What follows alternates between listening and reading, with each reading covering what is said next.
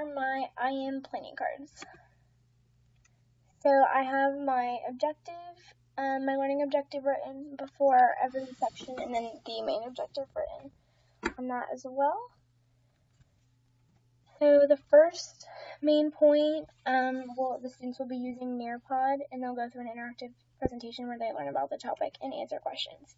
And so for navigation, all of my navigation pieces for every card begin with open the class webpage and hover over the I Am tab and select the objective. And then the rest of the instructions are there. So for this one, the students will be using the Nearpod presentation, and they'll start by clicking this button, and then it will open in a new tab, and they'll go through that. So the second one, this is the assessment. They'll be doing a Google Slides presentation where they will essentially open up a Google Slides document that I've made, and then go to this page and drag and drop the words from the word bank into the proper section. So my subpoint 1 is what is a verb. So for this one, the students will read this story that I wrote about a superhero who I made up, and the verbs are in red. These are the actions that she does. So students will be writing their own story about superheroes using verbs. And for the assessment, they will be submitting that story that they wrote. So they'll be using a Word document to write the story, and then there's a submission upload which is connected to my Dropbox on the class website. The second subpoint is what is a noun. So for this, students will watch a Powtoons presentation, and for the assessment part of this, they will leave a comment on the website. My third subpoint is integrating nouns and verbs. So students will open a OneNote application, and they will find this word search. And they will highlight the nouns in the word search a certain color and the verbs a different color. So that shows that they can differentiate between verbs and nouns. And for the assessment of that, this will not be formally graded, but they will go to a game called Grammar Gorillas and practice. So this is my second learning objective. For the main point, they will go through Pear Deck. They will go through a Pear Deck presentation, and they will answer questions while doing so. And for the assessment part of that, they will go to this website called Vocaroo and click to record their voice, because the objective was for them to verbally name the 5 parts of a complete sentence. So they'll record that and then copy and paste it to the website for submission. The subpoint is they will learn about the 5 parts of a complete sentence. So they will do that by going through this Powtoons presentation.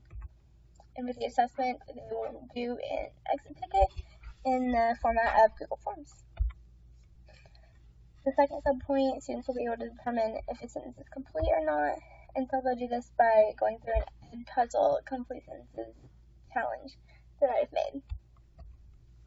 And there will be no formal assessment for this, because in the instructional planning they're answering the questions, so there is no need for an assessment in that piece. The third subpoint is they'll write the complete sentences that contain 5 parts. So they'll do this by watching this video I made where the 5 parts of complete sentences are pointed out, and then they will write their own sentences using Word. So for the assessment, they will submit them.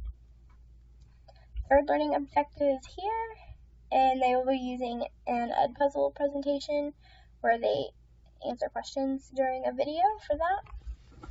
And for an assessment, they will be using SurveyMonkey to take a quiz. So point 1, they will learn about capital letters. So to do that, they'll watch this YouTube video. And after watching the video, they'll fill out this graphic organizer and use the Dropbox submission that I've already talked about. And they will fill out what they know and what new concepts they've learned, and just a summary of what they learned in the video.